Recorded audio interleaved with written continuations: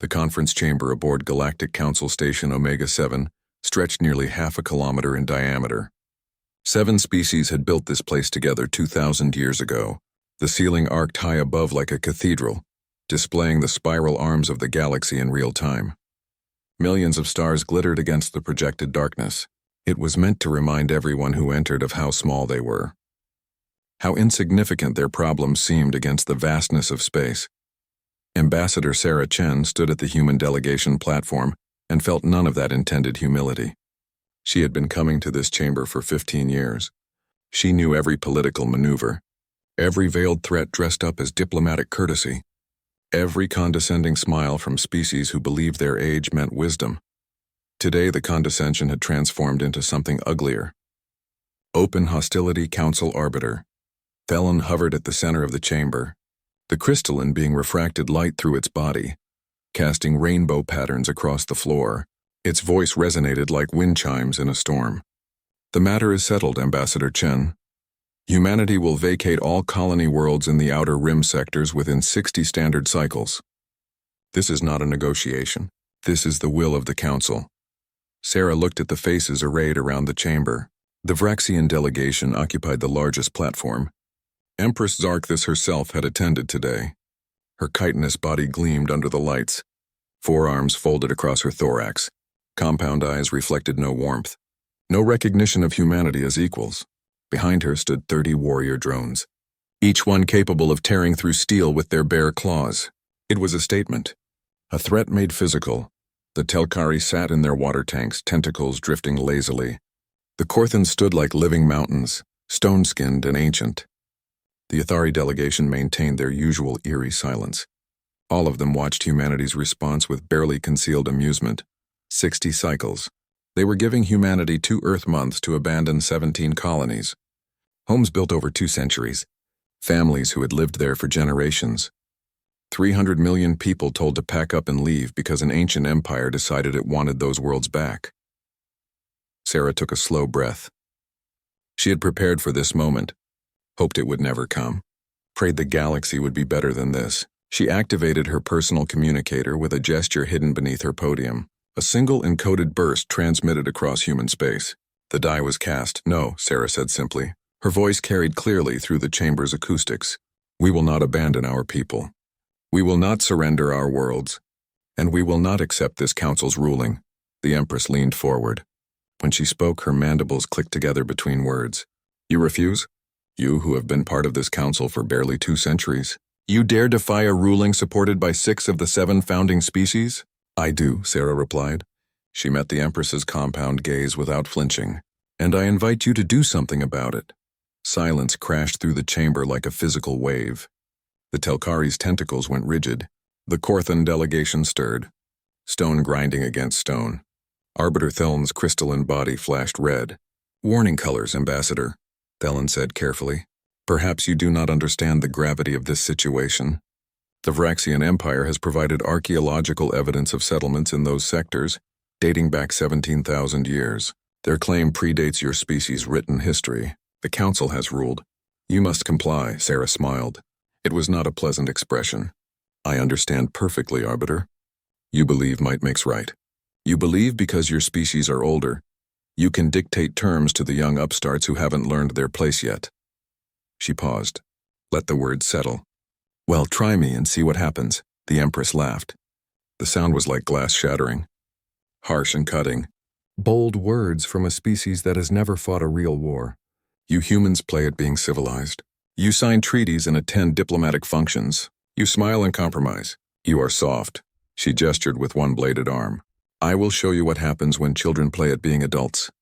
Sarah gathered her datapad, straightened her jacket. Then I suppose we'll all find out together. She turned and walked toward the exit. Her 2 aides fell in beside her. Behind them, the council erupted into chaos, species arguing over humanity's audacity, debating what punishment would be appropriate. As the doors sealed behind them, Junior Ambassador Michael Torres whispered urgently, Ma'am, did you just declare war on the Vraxian Empire? On the council? No, Sarah replied. Her voice was cold, distant. I told them the truth, that humanity will defend itself. They chose to interpret that as a declaration. The signal has been sent. Admiral Webb will have received it by now. And if they attack? Sarah stopped walking, turned to face her aides. Both young. Both brilliant. Both about to see what humanity really was beneath the diplomatic veneer. Then the galaxy learns a lesson we've been trying to spare them for 200 years. That peace is not the same as pacifism. That diplomacy is not cowardice. That humans learned something from our bloody history that they never had to. What lesson is that? Torres asked. How to survive when the monsters come for you. How to become something worse than monsters if necessary. And most importantly, how to choose not to be monsters even when you could be. Sarah resumed walking. The Vraxians are about to discover that choice cuts both ways. 3 days later, the strike came. Not against a military target. The Vraxians wanted to send a message. Wanted humanity to understand the price of defiance. They chose New Perth, an agricultural colony. Population 42,000. The furthest of the contested worlds from any military installation. Sarah watched the footage in Earth Command's Situation Room. Admiral Marcus Webb stood beside her. His face carved from granite. His eyes burning with controlled fury. The Vraxian battle group had emerged from hyperspace directly above the colony. No warning. No demands. They simply opened fire, kinetic strikes from orbit, each one releasing the energy of a nuclear weapon. The colony's shields lasted approximately 4 minutes. After that came the bombardment of the surface. 40,000 civilians dead in the first hour. Another 2,000 in the fires and infrastructure collapse that followed. Children, farmers, teachers, people who had never held a weapon, never threatened anyone. They died because the Vraxian Empire wanted to prove a point.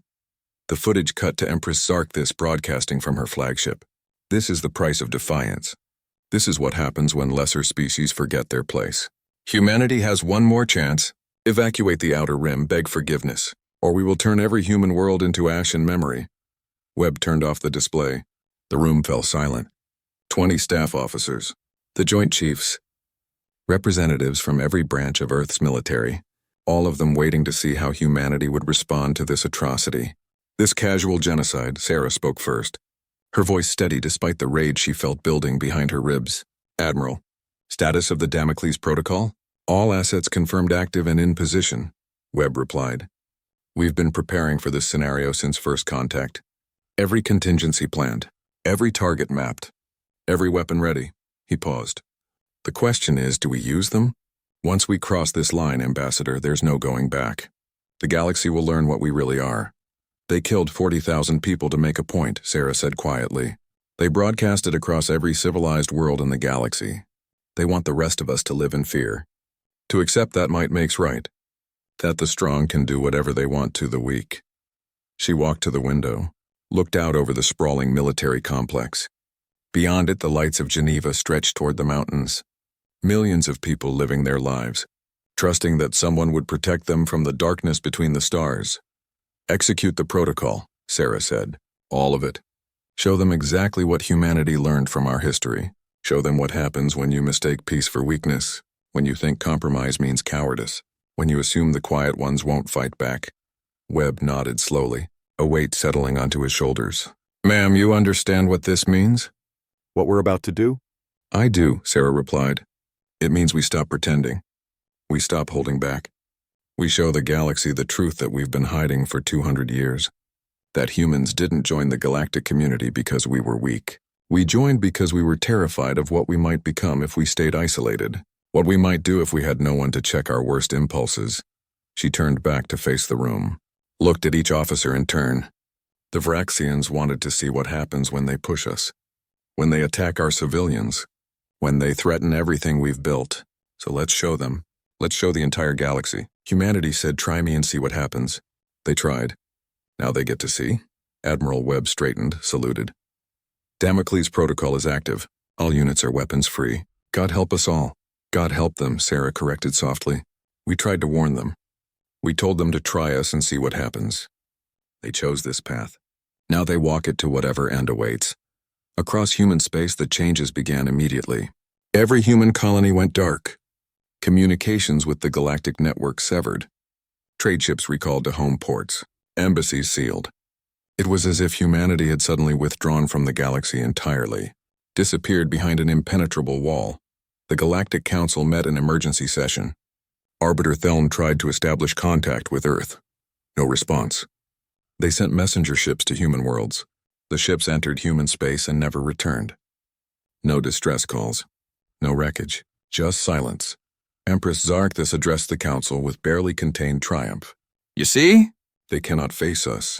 They hide like prey animals. I will personally lead our fleets to cleanse every human world. The Outer Rim will be ours again. The rest of their space will serve as a lesson. Challenge the strong and be erased from history. She assembled the largest Vraxian battle fleet in 3 centuries. 47 capital ships, 300 cruisers, over 2,000 smaller vessels. A force capable of conquering entire star systems. A force that had never known defeat. They entered human space at the world called Haven, an industrial colony with significant orbital infrastructure. The Empress expected resistance, expected human ships to rise and meet them in battle. Instead, they found nothing. Empty space. The colony below still lit up and functioning, but no defensive fleet. No weapons fire, nothing. Cowards, the Empress hissed. They abandoned their own people. Begin bombardment. Show them the price of defiance. That was when the darkness struck. No warning. No energy signature. One moment the Vraxian flagship was coordinating the attack. The next moment it was gone. Not destroyed. Not exploded. Simply vanished. As if it had never existed at all. Panic rippled through the fleet. Ship after ship disappeared. 30 vessels gone in as many seconds. No one could see what was attacking them. Sensors showed nothing. The void between stars reaching out and swallowing them whole. The second in command ordered a retreat. The fleet turned to flee, tried to jump to hyperspace, but something was wrong. The jump drives wouldn't engage. They were trapped, sitting targets for an enemy they couldn't see, couldn't fight, couldn't escape. By the time the slaughter ended, only 3 ships remained. Damaged scout vessels that had been at the edge of the formation. They jumped away carrying news of the disaster. The entire fleet gone, over 200,000 Vraxian warriors. Vanished like mist in sunlight. Back on Earth, Admiral Webb watched the tactical display update. The red icons representing Vraxian ships winked out one by one. Beside him, Dr. Kenji Tanaka stood with his arms crossed. The scientist looked sick, haunted. The Wraith ships performed perfectly, Webb said. Phase displacement technology worked exactly as designed. They never even saw what killed them. I know, Tanaka replied quietly. I designed them. Spent 20 years perfecting quantum displacement fields. Ships that exist slightly out of phase with normal spacetime, invisible, untouchable. Perfect killers. He paused. I thought we'd never actually use them. That just having them would be enough of a deterrent. Webb placed a hand on the scientist's shoulder. They killed 40,000 civilians, Doctor. They broadcast it as entertainment, as a warning. They promised to do worse. To burn every human world to ash. What would you have us do? Surrender? Let them genocide our species because violence makes you uncomfortable? No, Tanaka admitted. But that doesn't make it any easier to watch. To know what we're capable of, what we've unleashed. Then let that weight remind you why we exist, Webb said. Why humanity built weapons that terrify us. We remember what happens when good people refuse to fight evil. We learned that lesson in blood and ash across our entire history. Never again. That's what this is. That's what we are, the monsters who learned to be better, but never forgot how to be monsters when necessary. News of the defeat reached the Galactic Council within hours. The carefully crafted image of Vraxian invincibility shattered. Questions flooded the diplomatic channels. How had humanity done this?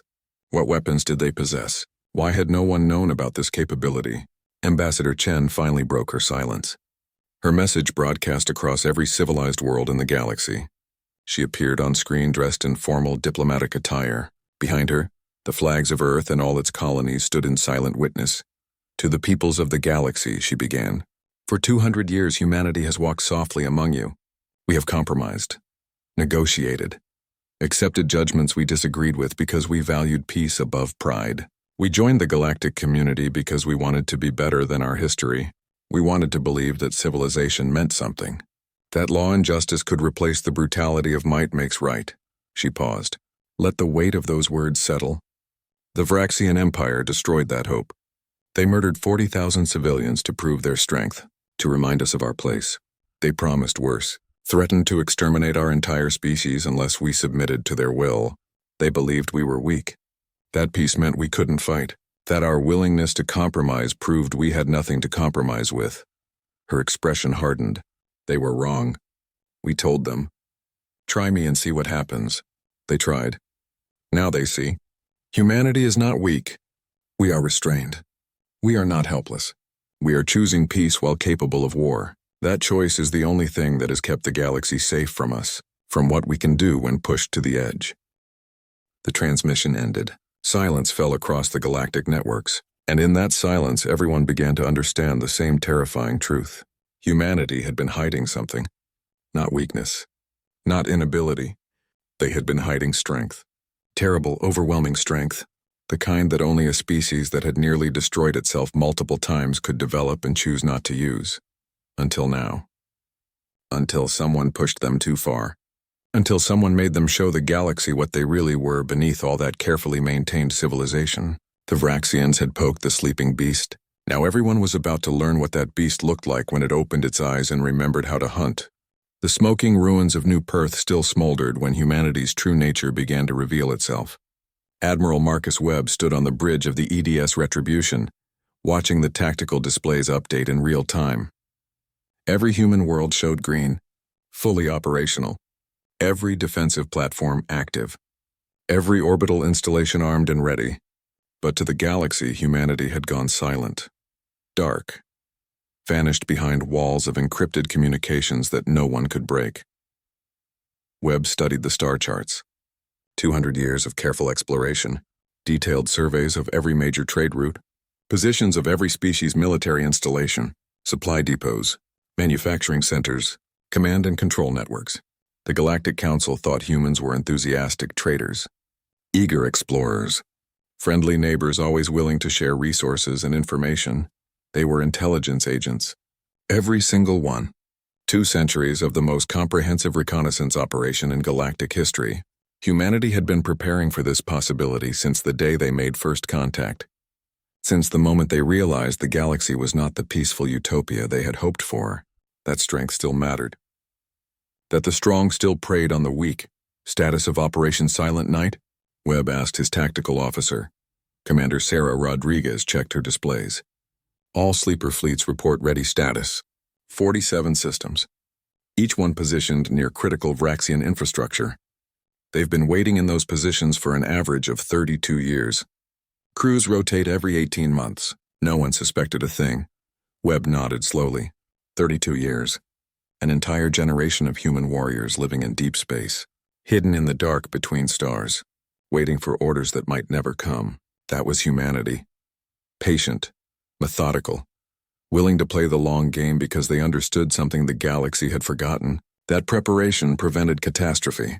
That the best defense was the enemy never knowing you were ready to fight. What about our friends on the Council? Webb asked.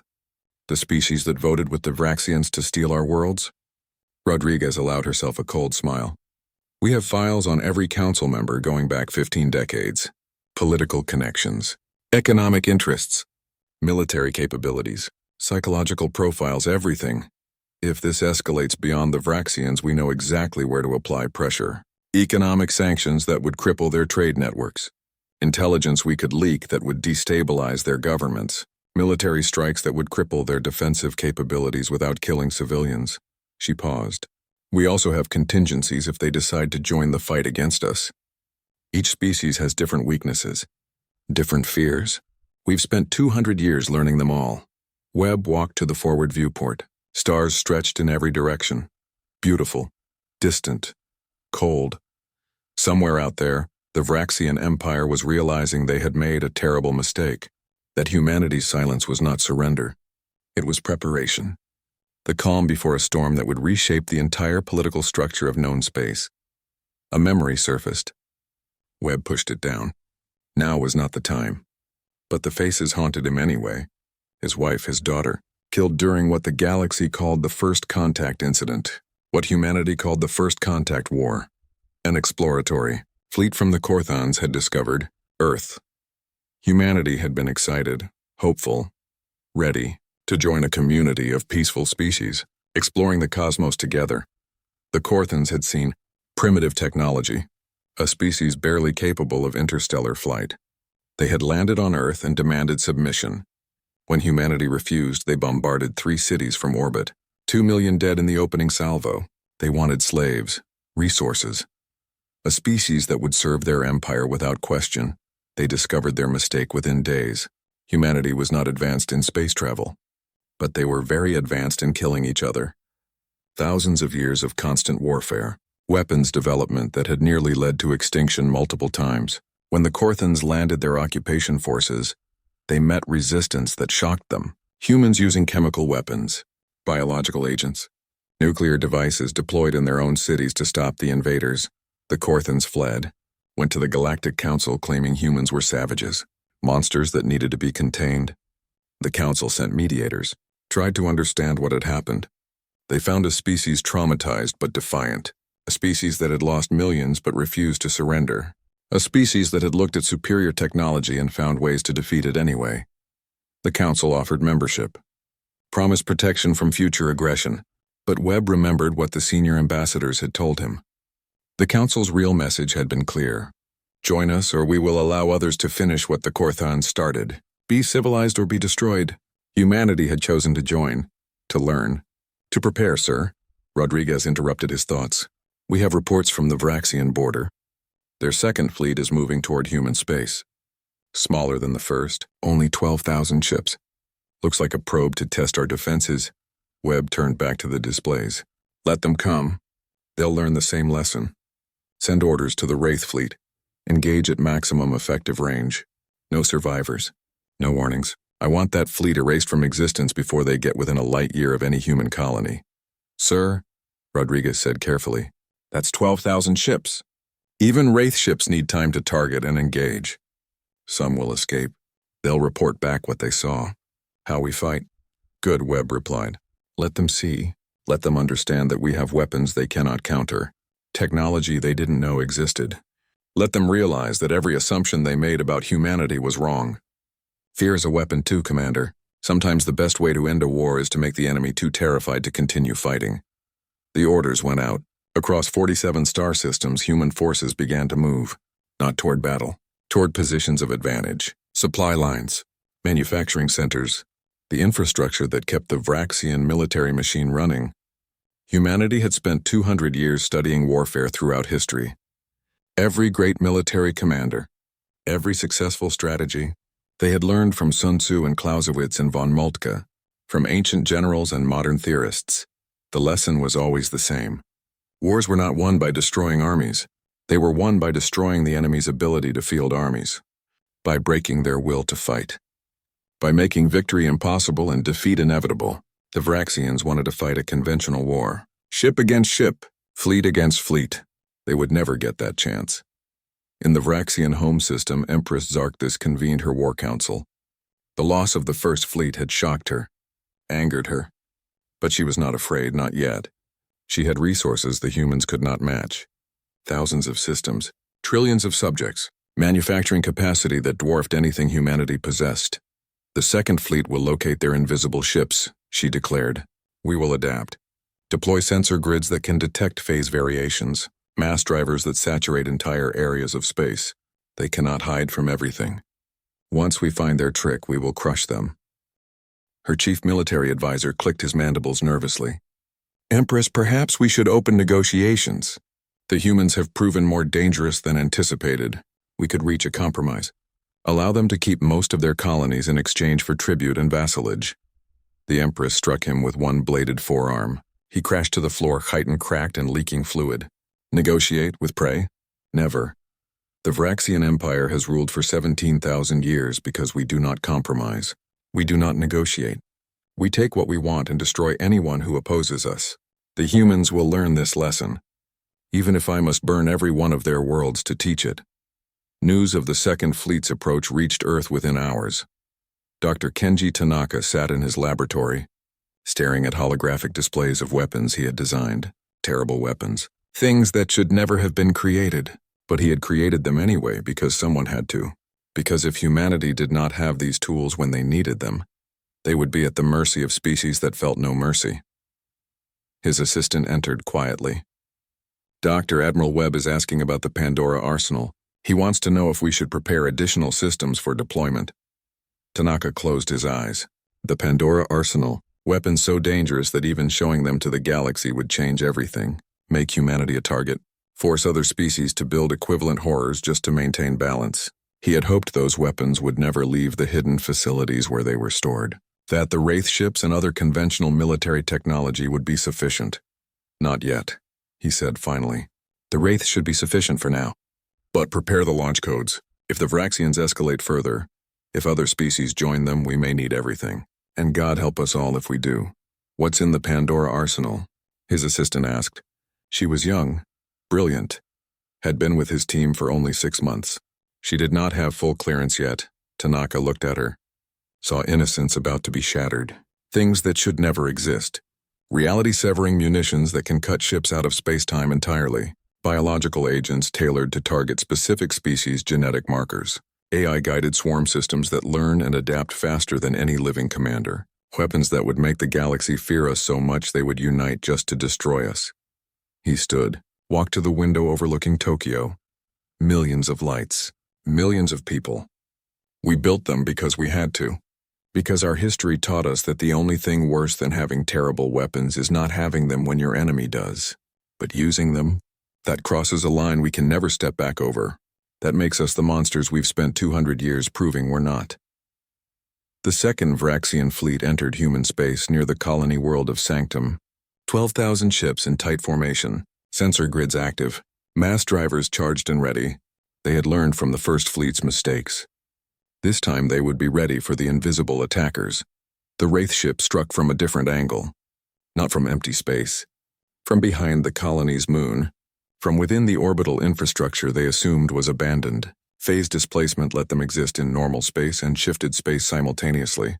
They appeared for microseconds, just long enough to fire, then vanished again before return fire could target them.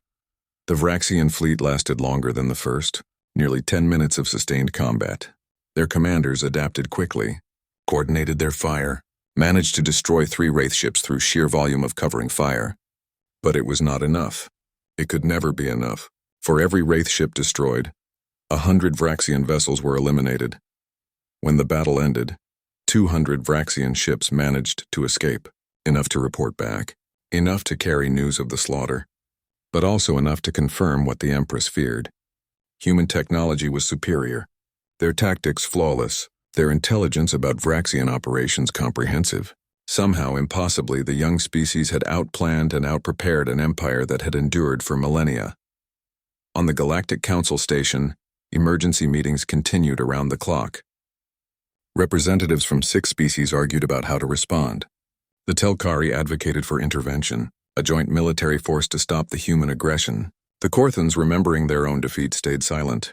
The Yathari proposed sanctions, economic isolation until humanity agreed to negotiate. Arbiter Thelen called for calm.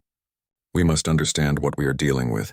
Humanity has revealed military capabilities we did not know existed, technology that should not be possible for such a young species. This suggests they have been preparing for conflict since they joined the Council.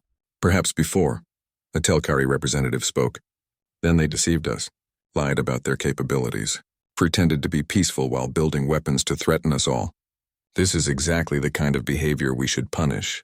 Unite our forces, show them they cannot threaten the established order. Or, a Korthan elder rumbled, we could consider why they built such capabilities and never used them until provoked. 200 years of peaceful coexistence. No military conflicts. No territorial expansion. They integrated into our society, traded freely, contributed to scientific advancement.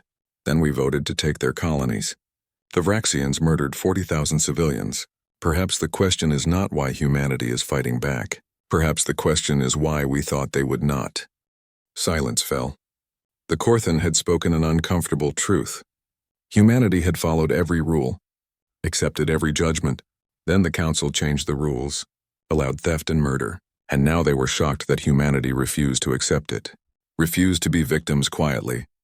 Ambassador Chen's second message arrived during the debate. This time she appeared on screen wearing military dress uniform, not diplomatic attire.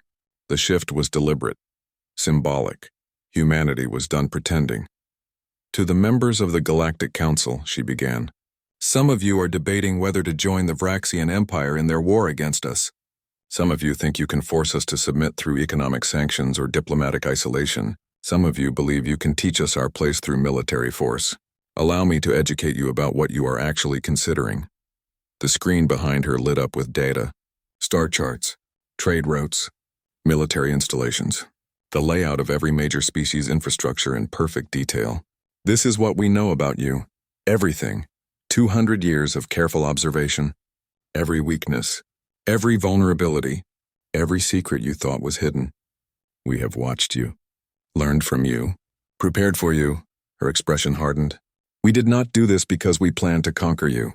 We did this because our history taught us a simple lesson. Hope for peace, but prepare for war. We hoped the galaxy would be better than our experience suggested. That law would matter more than strength. That civilization would mean something. You have proven those hopes were naive, so now you get to see what happens when humanity stops hoping and starts acting. She leaned forward. Any species that joins the Vraxians in attacking us will regret that choice. We will not fight fair. We will not accept honorable defeat. We will use every advantage, every weapon, every tactic we have developed across our bloody history.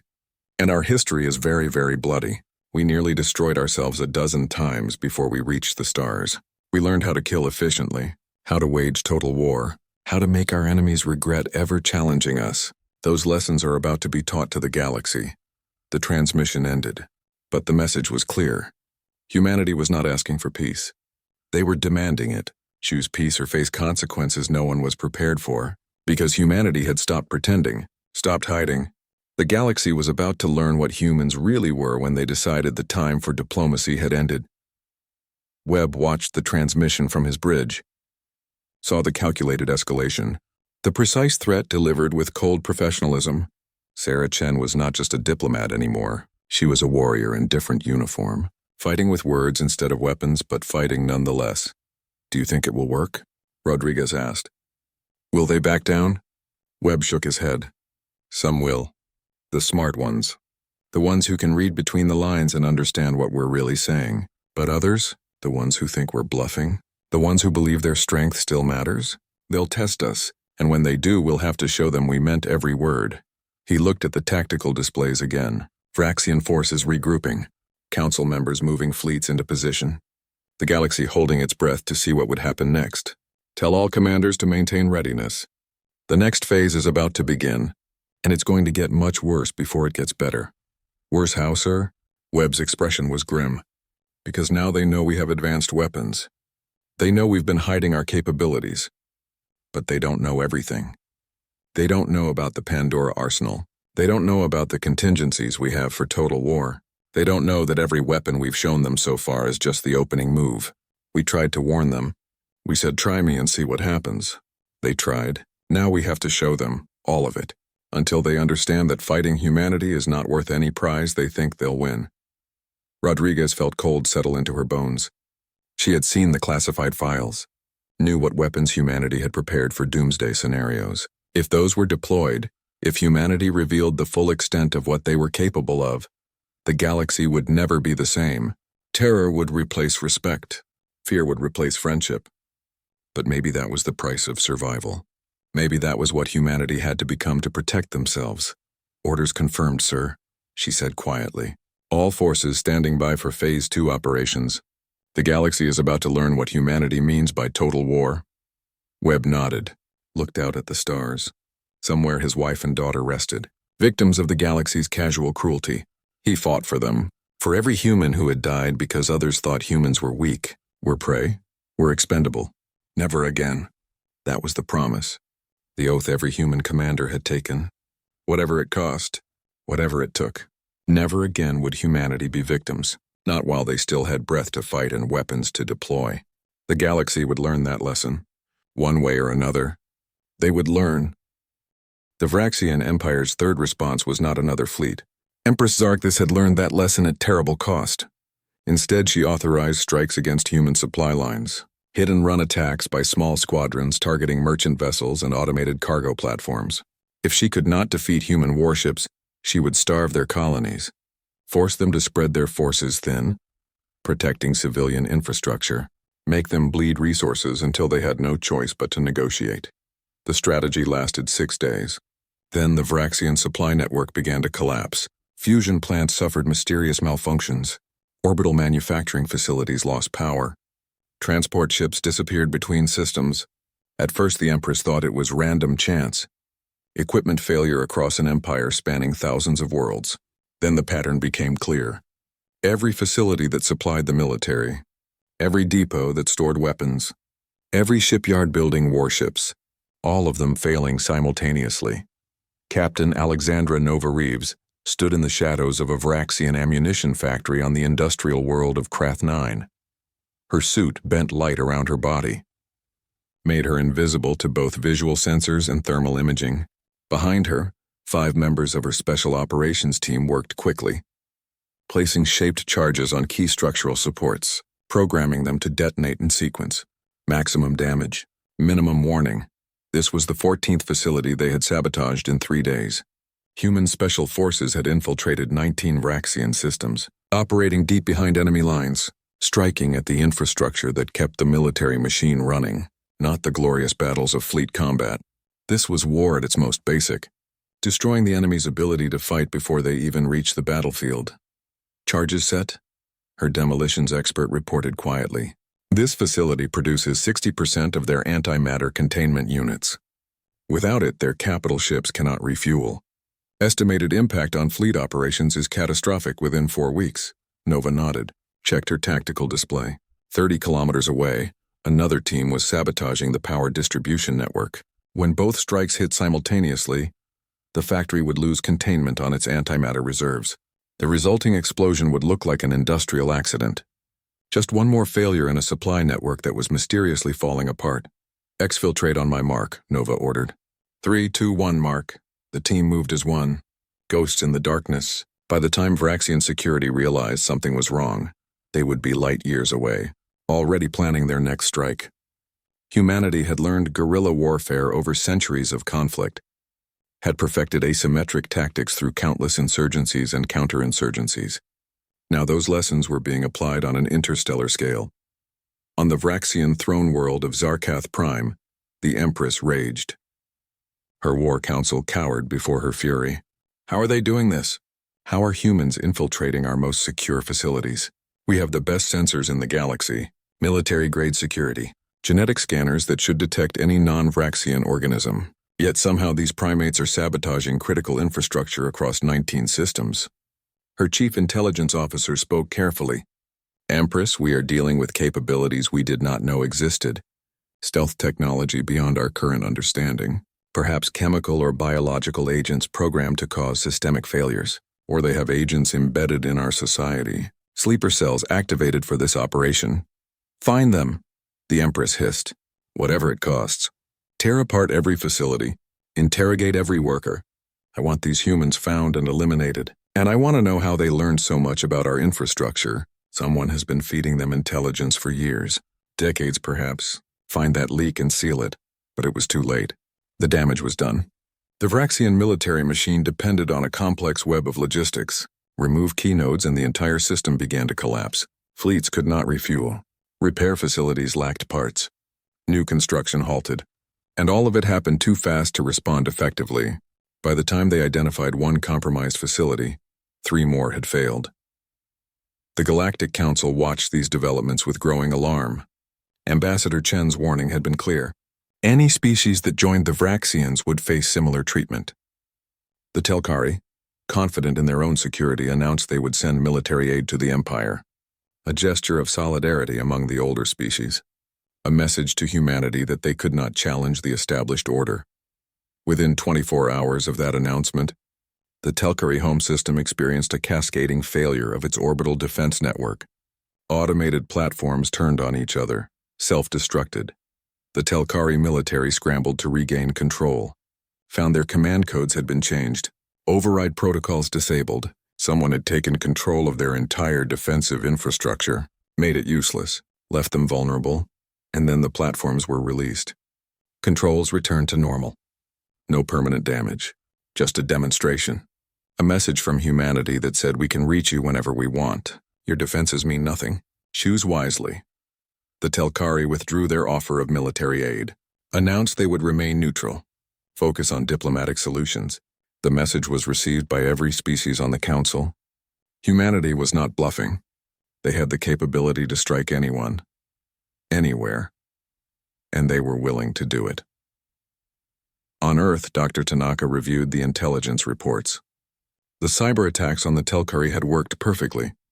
200 years of embedding backdoors in galactic technology, human engineers working on defensive systems across dozens of species, always helpful, always contributing expertise, and always leaving ways to access those systems remotely if necessary. How many species have we compromised like this? His assistant asked. She was learning the full scope of humanity's preparations now, each revelation more shocking than the last. All of them, Tanaka replied simply. Every major council species. Some of the minor ones too. We did not plan to use these backdoors. They were insurance, deterrence, the ultimate guarantee that if anyone came for us, we could hurt them back, make aggression too costly to contemplate. That is terrifying, she said. We have been violating the sovereignty of every species we call allies for 2 centuries. If they knew, if they found out what we had done, they would see it as the ultimate betrayal. Yes, Tanaka agreed. But would you rather we had not prepared? Would you prefer we trusted everyone to be peaceful, to respect our rights, to not take advantage of our youth and relative weakness? He gestured to the displays showing New Perth, the 40,000 dead. They murdered our civilians to make a political point, killed children to prove their strength, and the council approved it, supported it. Only our preparations have prevented worse. His assistant had no response. The logic was brutal but clear. Humanity had prepared for treachery because treachery was real, had built weapons because weapons worked, had compromised their principles because the alternative was extinction. It was not glorious, not noble, but it was survival. The Empress called an emergency summit, invited representatives from 6 council species to Zarkath Prime, proposed a joint military action against humanity, a coordinated strike that would overwhelm even their advanced defenses, unity against the threat, the old order restoring itself through force. 3 species agreed. The Korthan declined. The Yathari in their usual enigmatic silence suggested refusal. The Telkari sent regrets, but 3 species backing the Vraxians was enough. The Rethkin Confederacy, the Irani Collective, the Sulari Federation. Together with the Vraxian Empire, they could field a force of over 100,000 ships. Surely enough to crush human resistance, to teach the young species their place, to restore order. Admiral Webb received the intelligence within hours. His face remained impassive as he read the details. 4 species, 100,000 ships, the largest military coalition in galactic history, all of it aimed at humanity, at destroying everything humans had built, at making them submit or die. Order, sir? Rodriguez asked quietly. Webb looked at the tactical displays, watched the red icons representing enemy forces begin to move. Convergence points identified, supply lines mapped. They thought numbers would win this war, thought quantity could overcome quality. They were about to learn the most important lesson humanity had to teach, that wars were not won by the side with more ships. They were won by the side willing to do whatever was necessary to survive. Contact Dr. Tanaka, Webb said. Tell him to begin Phase 3, full deployment of the Pandora arsenal. All contingencies authorized. We gave them every chance to stop. Every warning.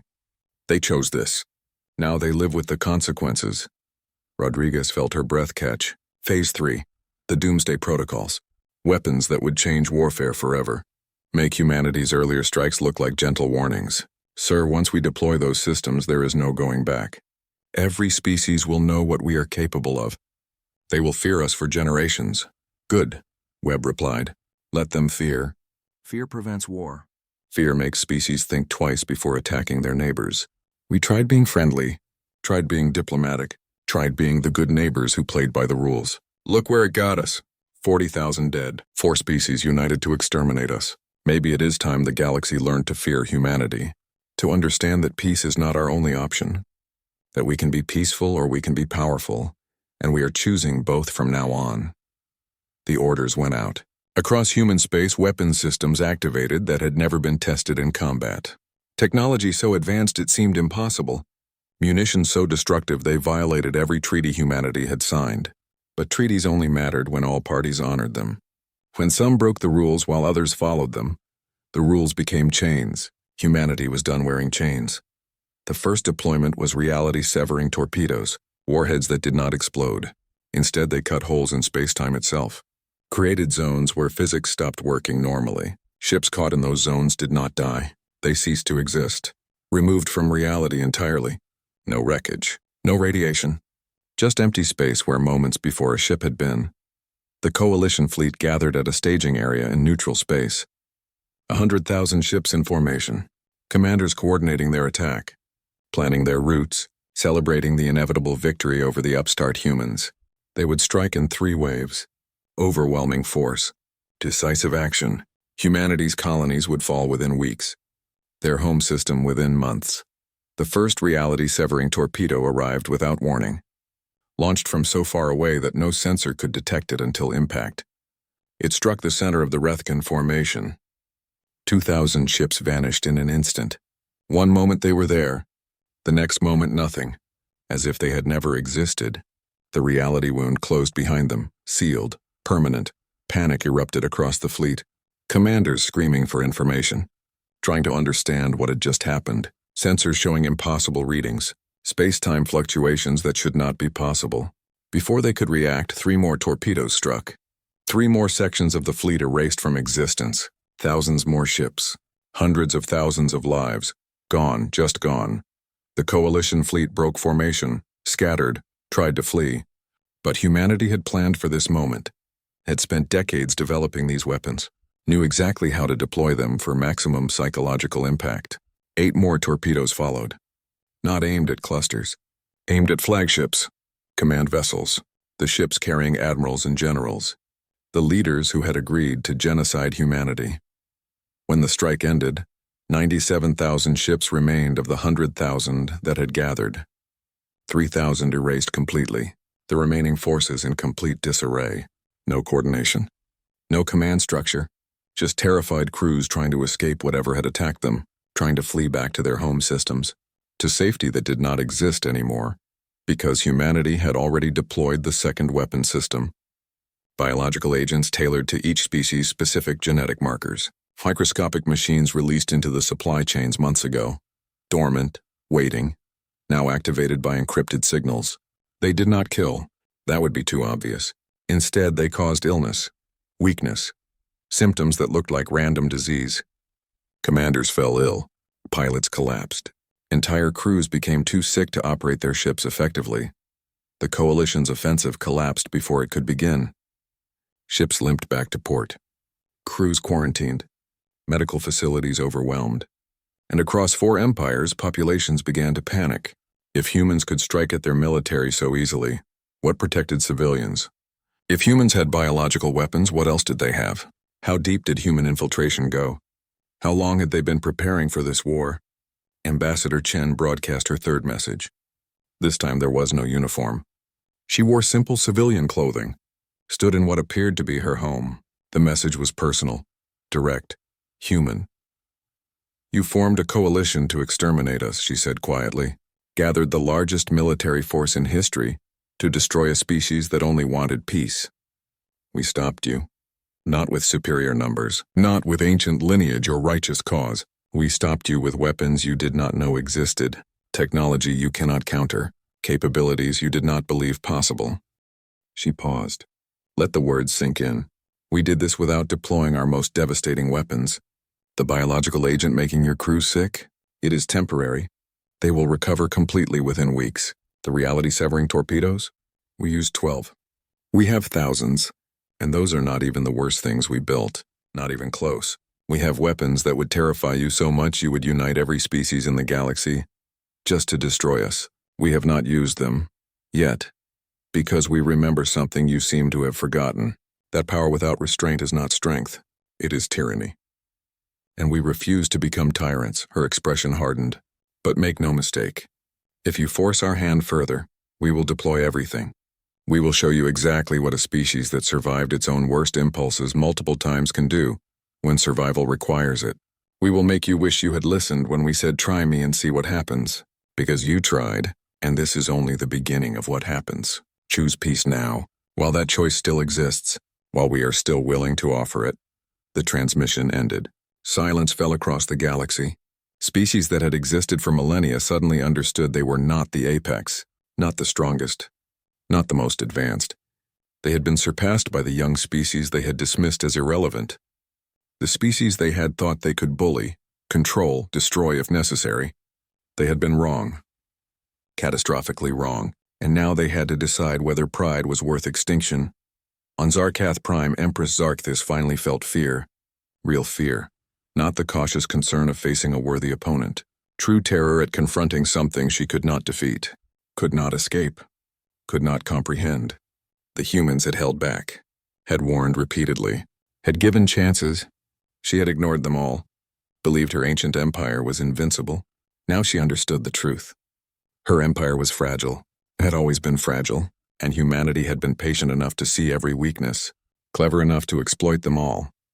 She looked at her remaining advisors, saw the same fear reflected in their eyes. "What do we do?" she asked. For the first time in 4 centuries of rule, she genuinely did not know, did not have answers.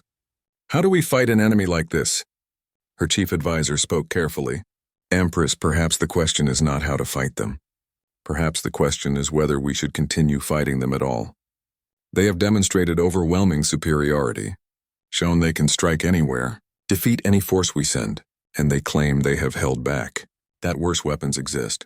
If they are telling the truth, if they deploy those weapons, our empire may not survive. The cost of victory, if victory is even possible, may be extinction."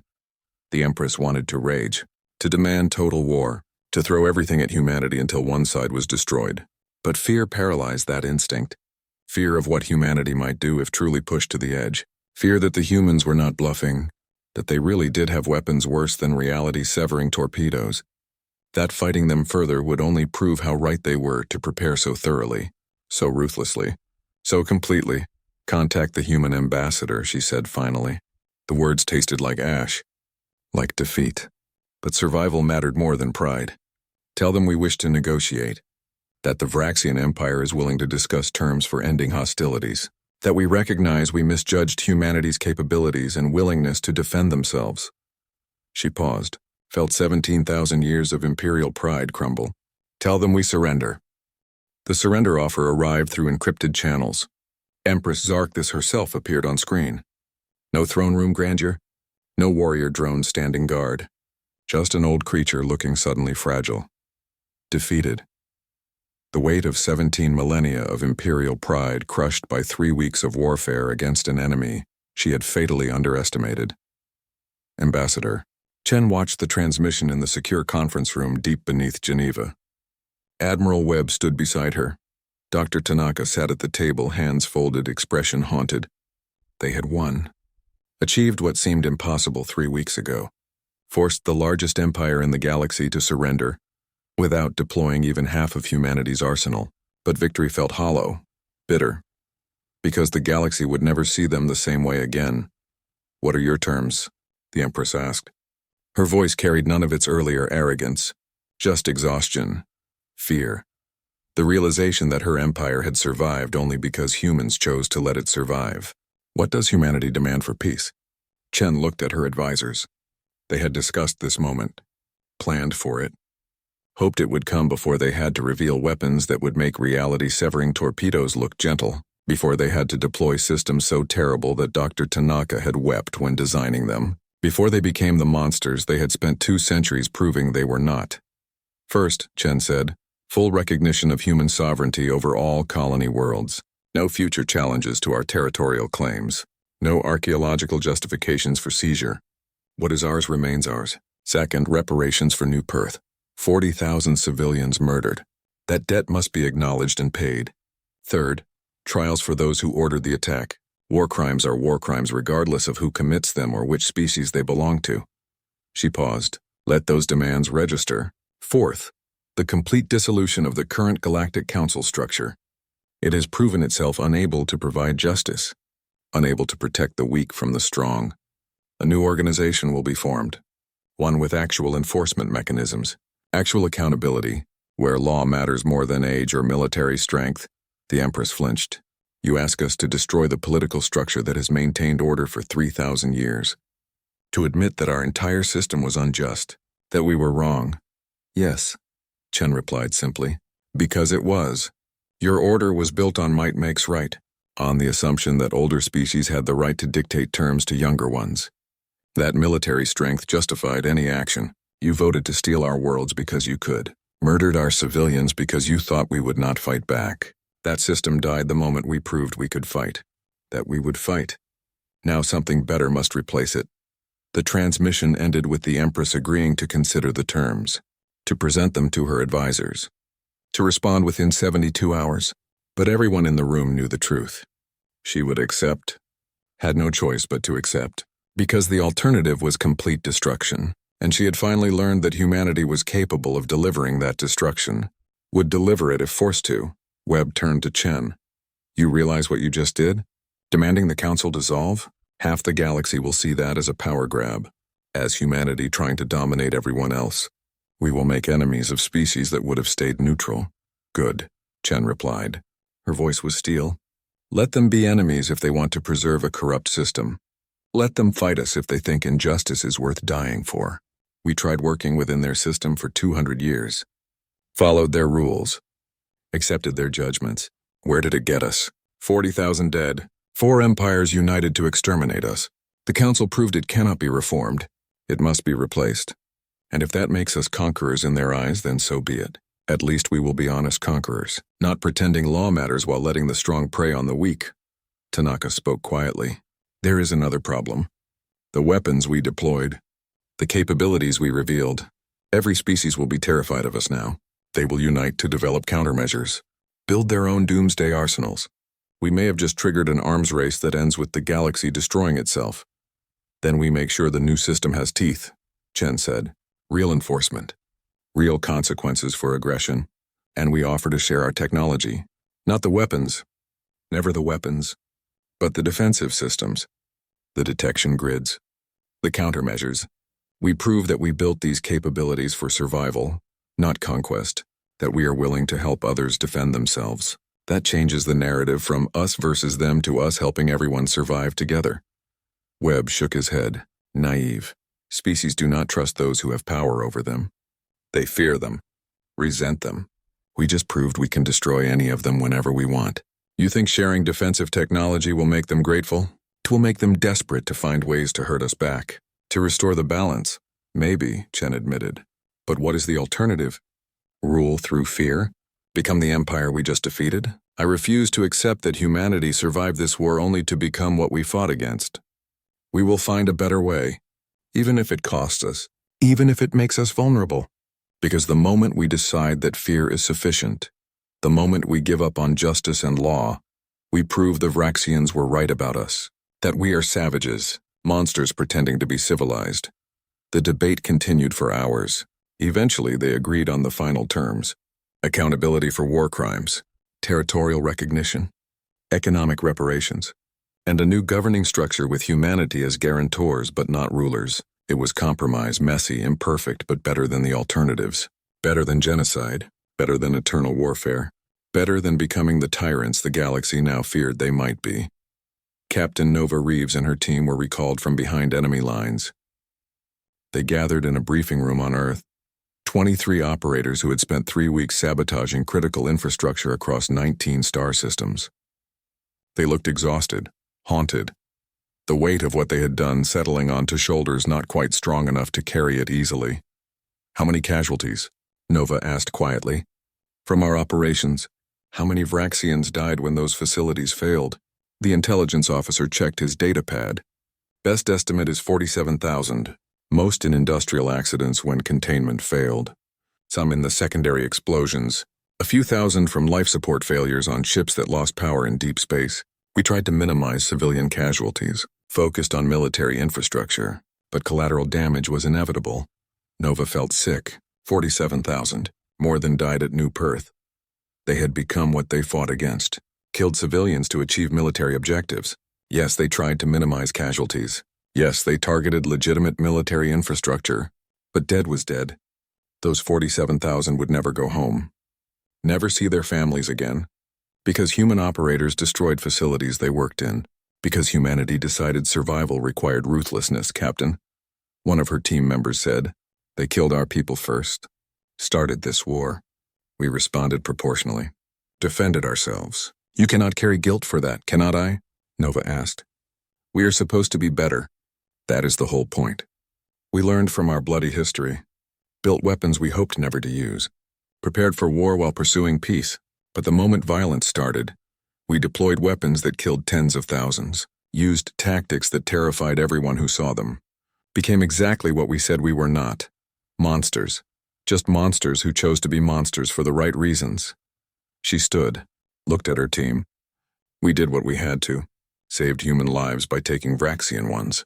But we do not get to pretend it was clean. Honorable. Justified. We killed people to protect our own people. That is all. Nothing more noble than that. And we carry that weight because someone has to. Because the moment we stop feeling guilty about killing is the moment we become the Empire. The tyrants. The ones who kill easily because life means nothing to them. The room fell silent. Every operator understanding the truth in her words. They had won. Saved humanity from conquest. But the cost was measured in lives taken. Families destroyed. People who died because humans decided their survival mattered more than Vraxian survival. It was the calculus of war, brutal, necessary, but never clean. Never something to celebrate without reservation. The Empress accepted humanity's terms 71 hours after receiving them. 1 hour early.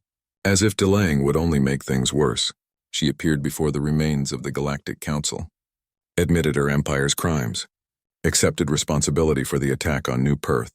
Agreed to trials for those who ordered it. Including herself if necessary. The ancient empire that had ruled for 17,000 years submitted to judgment by species they had considered irrelevant. The other 3 species that had joined the coalition followed quickly. The Rethkin Confederacy, the Irani Collective, the Solari Federation. Each one accepting similar terms. Each one agreeing that the old system had failed. That something new was needed. Not because they believed it. Because humanity had proven they could destroy anyone who refused. Fear was a powerful motivator. Perhaps the most powerful. Ambassador Chen broadcast her final message regarding the war. She stood in the same conference room where she had watched the Empress surrender. Behind her, the flags of Earth and its colonies. Beside her, Admiral Webb and Dr. Tanaka. The 3 faces of humanity's response: diplomacy, military might, technological terror. Together they had won a war that should have destroyed humanity. Now they had to win the peace. The fighting is over, Chen began. 4 empires have surrendered. Accepted terms. Agreed to accountability. Humanity has achieved what we set out to do. Defended our people. Punished those who attacked us. Forced recognition of our sovereignty and our right to exist without fear. But victory is not enough. Never enough. Because the question now is what comes next. What kind of galaxy do we build from the ashes of the old order? She gestured to the 2 men beside her. We 3 represent the reality of human nature. I am the diplomat who tried every peaceful option before accepting that war was necessary. Admiral Webb is the warrior who prepared for conflict while hoping it would never come. Dr. Tanaka is the scientist who built weapons he never wanted to use but knew might be essential for survival. Together we are what humanity is. Not just peaceful, not just violent, both, always both. The question is which side we choose to emphasize. She looked directly at the camera. We deployed weapons that terrified the galaxy. Revealed capabilities that shocked species who thought they knew us. Proved we are more dangerous than anyone imagined. But here is what we want you to understand. We built those weapons because we had to, because our history taught us that the unprepared die, the weak are conquered, the naive are exploited. We refuse to be unprepared, refuse to be weak, refuse to be naive. That is what you saw. Humans refusing to be victims, Webb stepped forward. But we are also more than weapons. More than tactics and technology. We are the species that nearly destroyed itself a dozen times and chose not to. That looked at our capacity for violence and decided to be better. That built weapons we hope never to deploy. That prepared for war while actively pursuing peace. We did not want this conflict. We tried everything to avoid it. We only fought when left no other choice. When survival demanded it. That is humanity. Capable of terrible things but choosing not to do them unless absolutely necessary. Tanaka spoke last. His voice carried pain, regret. I designed weapons that should never exist, things that violate every principle I believe in, every moral standard I try to uphold. I did it because someone had to. Because if we needed them and did not have them, our species would cease to exist. But I hate that they exist, hate that we use them, hate that other species will now try to copy them, hate that we may have just triggered an arms race that ends with everyone having doomsday weapons. That is the cost of survival. Sometimes staying alive requires becoming something you despise, doing things you can never forgive yourself for, carrying guilt that never fades. He paused.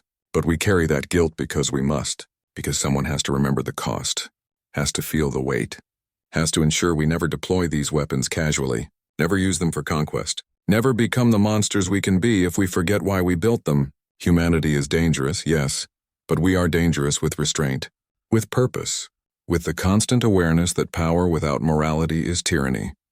We refuse to be tyrants, even when it would be easier, even when it would serve our interests. We refuse. Chen took control again. So here is what we offer the galaxy. A new system, one with actual enforcement, where law matters, where strength does not determine right, where younger species are not automatically subordinate to older ones, where aggression is punished regardless of who commits it, and we offer to be guarantors. Not rulers, not conquerors, guarantors. We will use our strength to protect the weak, our technology to defend the defenseless, our willingness to fight to ensure others do not have to. But we will not rule, will not impose our will not become the empire we just defeated. She spread her hands. Some of you will not trust this offer. Will think we are lying, planning conquest, using pretty words to hide ugly intentions. To those species we say watch us, judge us by our actions. Give us the chance to prove we mean what we say. And if we fail, if we become tyrants, then unite against us. Use the weapons you develop to defend yourselves. Because we would rather be destroyed fighting tyranny than become tyrants ourselves. That is the lesson our history taught us. That is who we are. That is what we offer. The transmission ended. Reactions across the galaxy were mixed. Some species embraced the new vision, saw opportunity for a more just system. Others remained suspicious, fearful, convinced humanity was just another empire seeking dominance through different means. But everyone agreed on one thing. The galaxy had changed. Fundamentally, permanently, the old order was dead. Something new was being born. And humanity stood at its center. Not as conquerors, but as the species willing to fight for a better way, to use their terrible strength in service of justice rather than domination. Whether they succeeded remained to be seen. Whether trust could be rebuilt after such violent demonstration of power was uncertain. Whether humanity could resist the temptation to rule when they had the capability to do so was an open question. But they were trying, genuinely trying, and perhaps that was enough. Perhaps the effort mattered more than guaranteed success. Perhaps striving to be better was itself the victory. The real victory, not defeating the Vraxians, but refusing to become the Vraxians, refusing to let power corrupt purpose, refusing to let strength erase morality. On Earth, in a quiet garden overlooking Geneva, Sarah Chen walked alone. The war was over. Terms agreed. New system being built. She should feel satisfaction, pride, relief. Instead, she felt exhausted, hollow. The weight of 47,000 Vraxian civilians dead from human actions. 40,000 humans dead from Vraxian actions. Hundreds of thousands more killed in fleet engagements. All that death. All that suffering. And for what? To prove humanity could fight? To force recognition of their sovereignty? To rebuild a political system that should never have needed rebuilding? She sat on a bench, looked up at the stars. Somewhere out there, species were debating whether to trust humanity's promises, whether to join the new federation or resist it, whether to see humans as saviors or threats. She did not know which they should choose. Did not know if humanity deserved trust after revealing such capacity for violence, such willingness to deploy terrible weapons, such readiness to kill when survival demanded it. But she knew one thing. Humanity would try, would strive to be worthy of the trust some species might offer, would work to prove their promises meant something, would carry the guilt of what they had done while building something better. Because that was what humans did. They survived their own worst impulses, learned from mistakes, built better systems after destroying flawed ones. It was not glorious, not heroic, just human, messy, imperfect, striving for better while carrying the weight of worse. Admiral Webb found her there an hour later, sat down without asking. They had fought together, won together. Now they had to figure out how to live with what victory required, how to carry the weight of command decisions that killed thousands, how to remember why they fought while never forgetting the cost of fighting. "Do you think it was worth it?" Webb asked quietly. "Everything we did? Everything we revealed? Everything we became?" Chen thought for a long moment. "I think we did what we had to. Defended our people. Survived when survival seemed impossible. But worth it? That depends on what we do next. On whether we use this power wisely, whether we resist corruption, whether we build something better or just become another empire with a different excuse for dominance. Ask me in 50 years, after we have had time to prove what we really are. Then maybe I can answer whether it was worth it." Webb nodded. 50 years. 50 years to prove we are not monsters, that we are monsters who learned to be better and meant it. That should be enough time to know. They sat in silence, watching the stars, carrying the weight of what they had done, what they had revealed, what they had become. The galaxy had learned what happened when humanity said, "Try me and see what happens," had learned that humans were dangerous, capable, willing to fight. Now came the harder lesson, the one that mattered more. Whether humans could be trusted with their own power, whether they would use it wisely, whether they would prove themselves worthy of the fear and respect they had earned. That lesson was just beginning, and the outcome remained uncertain, as it always would. Because humanity was capable of both great good and great evil, the choice between them was what defined them, was what made them human, and that choice never ended, never became easier, just more important with every passing day. 5 years after the war ended, the new Federation held its founding session. Not on a human world, not on any former Council species territory. Instead, they built a new station in neutral space, equidistant from the major powers, symbolically declaring that this organization belonged to everyone equally, that no species would hold inherent advantage, that the old hierarchies were dead, that something better could be built from their ashes. Ambassador Sarah Chen stood at the central podium, no longer representing just humanity. She had been elected Secretary General by a vote of 43 species. Some voted for her because they trusted her, others because they feared opposing humanity. She accepted both types of support, understanding that trust was earned through actions over time.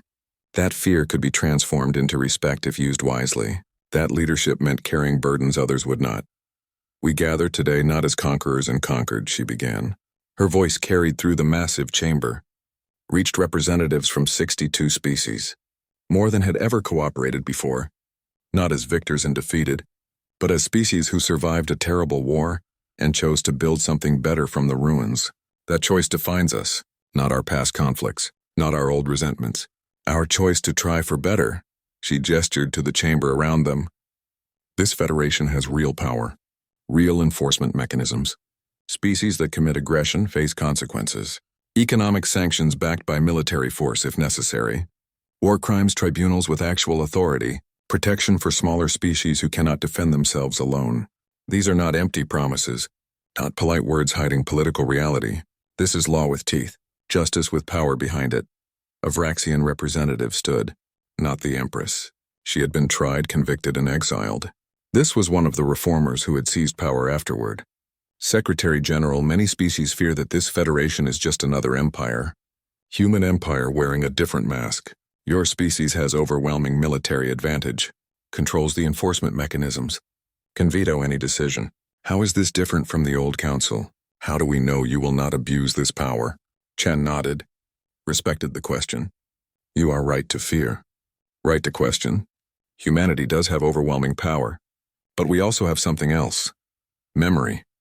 We remember what happens when strength replaces justice, when the powerful prey on the weak without consequence.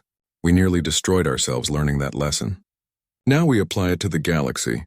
Yes, we control enforcement, but enforcement is not governance. Each species governs itself, makes its own laws, conducts its own affairs. We only intervene when one species attacks another, when aggression threatens peace, when justice requires force behind it." She paused. "And if we abuse that power?" "If humanity becomes what we fought against, then you do to us what we did to the old council. Unite, resist, fight back. We have shared defensive technologies with every member species, given you tools to protect yourselves. Not out of charity, out of necessity. Because the only way this Federation survives is if no one species, not even humanity, can dominate all others. We made ourselves vulnerable on purpose, to prove we mean what we say, to give you the means to check our power if we betray these principles. The chamber erupted in discussion, some species applauding the transparency, others still suspicious, but everyone engaged. Everyone participating. That was the difference. The old council had been 7 ancient species dictating terms to everyone else. This Federation was 62 species arguing, debating, building something together. Messy, loud, chaotic, but alive in a way the sterile council had never been. Admiral Marcus Webb watched from the observation deck. He had retired from active military command, now served as advisor to the Federation Security Council. His role was to ensure the military forces backing Federation law were used properly, proportionally, with restraint. It was harder than commanding fleets, required more judgment, more wisdom, more willingness to say no even when force would be easier. Do you think it will work? The question came from a Korthan elder, one of the species that had abstained during the war, had watched humanity prove their point without joining either side. This experiment in enforced justice, in trying to balance power with morality, Webb considered carefully. I think it has to work, because the alternative is worse. Either we try to build a system where law matters, where justice is enforced fairly, where strength serves peace rather than replacing it, or we accept that might makes right, that the strong will always prey on the weak. That civilization is a polite lie we tell ourselves while sharpening our knives. I refuse to accept that. Humanity refuses to accept that. So we will make this work. Or die trying. The Korthan nodded slowly. You sound different than 5 years ago. Less certain of victory. More aware of cost. What changed? I learned that winning is not enough, Webb replied. That military victory means nothing if you lose yourself achieving it. We won the war, defeated 4 empires, forced the galaxy to acknowledge our strength, but we paid for that victory with blood and guilt, with weapons we can never forget, with knowledge of what we are capable of when pressed. That weight never leaves, never gets lighter. You just learn to carry it better. Learn to let it remind you why you fight, what you fight for, who you fight to protect. Lose that and victory becomes tyranny. I will not let humanity become tyrants, will not let us waste the sacrifices made to survive. So this Federation must work, must prove we fought for something more than just our own survival. Dr. Kenji Tanaka no longer worked on weapons. He led the Federation Science Council instead, coordinating research across dozens of species, sharing knowledge, breaking down the barriers that had kept scientific advancement isolated within individual civilizations. It was rewarding work, important work, but the guilt remained, the memory of what he had created, what had been deployed in humanity's name, what still existed in secure facilities locked away but never destroyed. Insurance against future threats, terrible insurance that corroded his soul every time he thought about it. Dr. Tanaka, a young human scientist, approached him after a council session. I have been reviewing your early papers.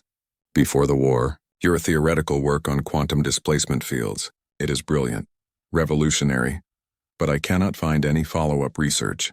Why did you stop publishing in that field? Tanaka smiled sadly. Because that research led to weapons, to the Wraith ships, to technology that killed thousands. I published the theory because I thought it would advance science, help humanity explore. Instead, it became a tool for war, for death. That taught me a lesson about scientific responsibility, about understanding that knowledge has consequences, that sometimes the best contribution to science is knowing what not to pursue, what not to publish, what not to unleash on the universe. The young scientist frowned. But science should be free. Knowledge should be shared. Hiding research because it might be misused is admitting defeat, letting fear control progress. No, Tanaka replied gently. It is admitting reality, understanding that scientists have responsibility for how their work is used, that we cannot just pursue knowledge for its own sake and ignore the consequences.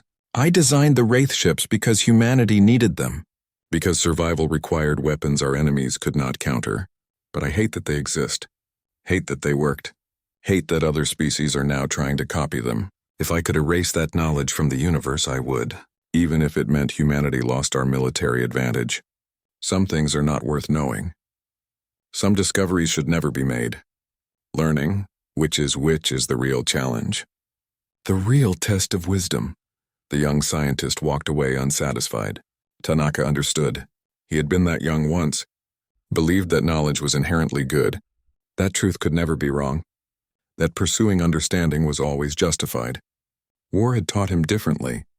Had shown him that some knowledge came with costs too high to pay. That wisdom sometimes meant choosing ignorance. Choosing not to know rather than risk what knowing might enable. It was a hard lesson. One most scientists never learned until too late, if ever. Captain Alexandra Nova Reeves trained the next generation of Special Operations Forces. Her role was to teach them everything she knew, while ensuring they understood why that knowledge existed, why humans had developed such ruthless tactics, why they practiced asymmetric warfare to a degree that frightened even their allies. She wanted her students to be capable, but also thoughtful, able to fight without becoming defined by fighting, willing to kill without losing themselves to killing. The key to special operations, she told her class, is understanding that you are not soldiers. Soldiers fight battles, win ground, defeat enemies in direct combat. You are something else, something darker. You destroy infrastructure, assassinate leaders, sabotage critical systems. You win wars before battles happen, by making the enemy unable to fight effectively, by breaking their will along with their capabilities. It is brutal work, necessary work, but ugly work. Never forget that. Never let yourself enjoy it. The day you start enjoying this kind of warfare is the day you become a monster. A useful monster, perhaps, but a monster nonetheless. A young operator raised his hand. Ma'am, during the war with the Vraxians, you destroyed facilities that resulted in civilian casualties. Collateral damage. How do you reconcile that with not becoming a monster, with maintaining your humanity while doing inhumane things? Nova met his eyes, saw genuine curiosity, not accusation. I do not reconcile it. I carry it. Every day, every night. The faces of those 47,000 Vraxians haunt me. I see them in my dreams. Wonder who they were, what lives they led, what families miss them. I carry that weight because someone has to. Because the alternative is pretending those deaths did not matter, were just statistics, acceptable losses.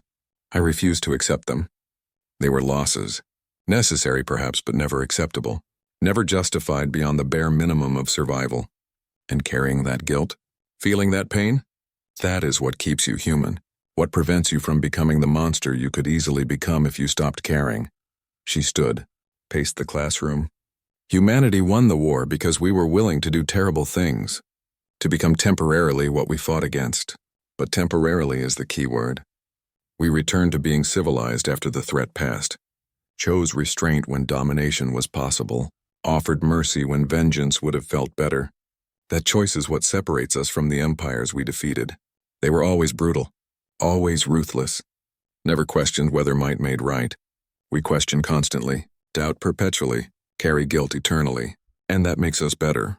Not stronger, not more powerful, just better, more human, more worthy of the survival we fought so hard to achieve. The class fell silent. Understanding the lesson was not about tactics or training. It was about identity, about maintaining humanity while doing inhumane things, about staying civilized while being capable of savagery, about the constant tension between what you could do and what you should do. That was the real skill.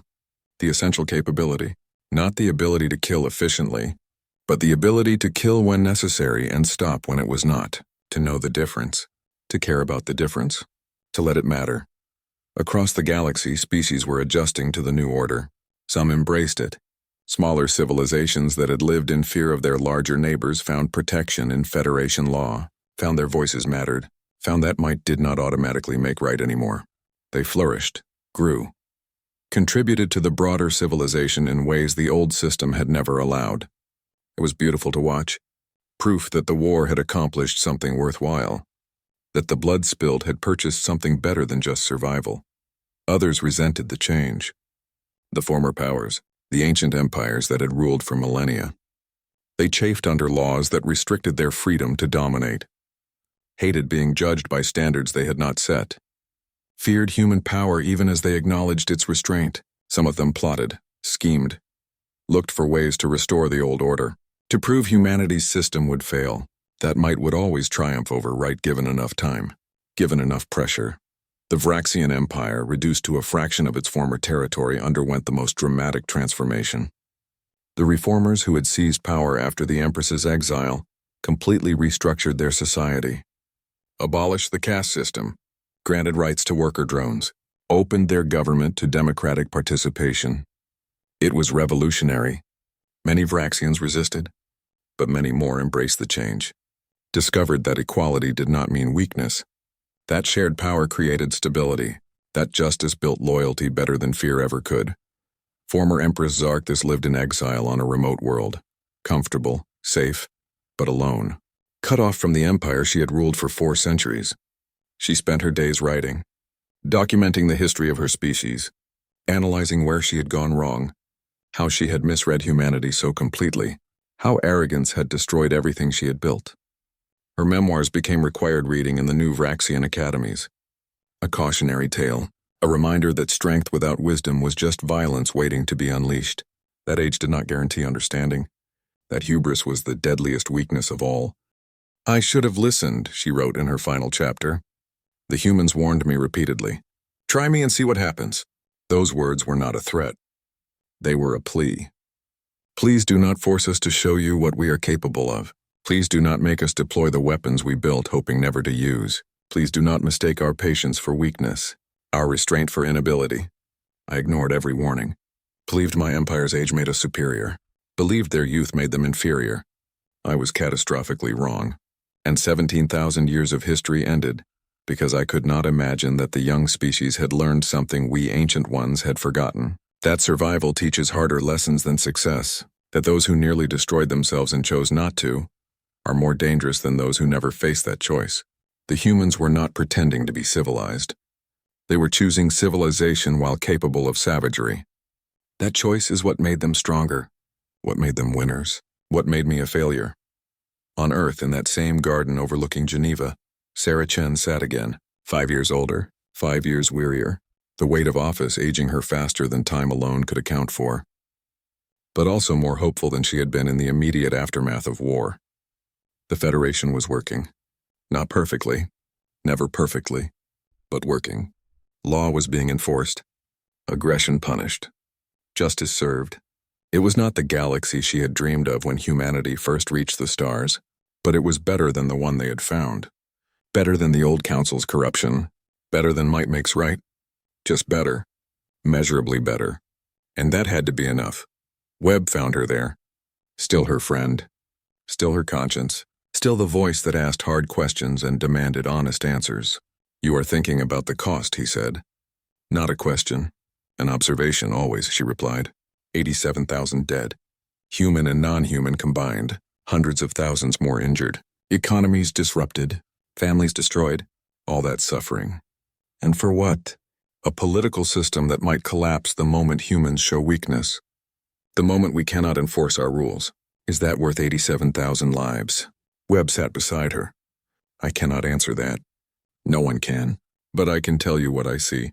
Smaller species no longer living in fear. Former empires learning to cooperate instead of dominate. Law meaning something again. Justice being served. A galaxy that is measurably better than it was 5 years ago. Is that worth the cost?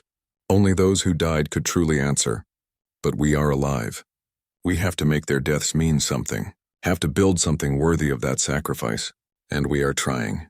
Genuinely trying. Maybe that is all we can do. Try, strive.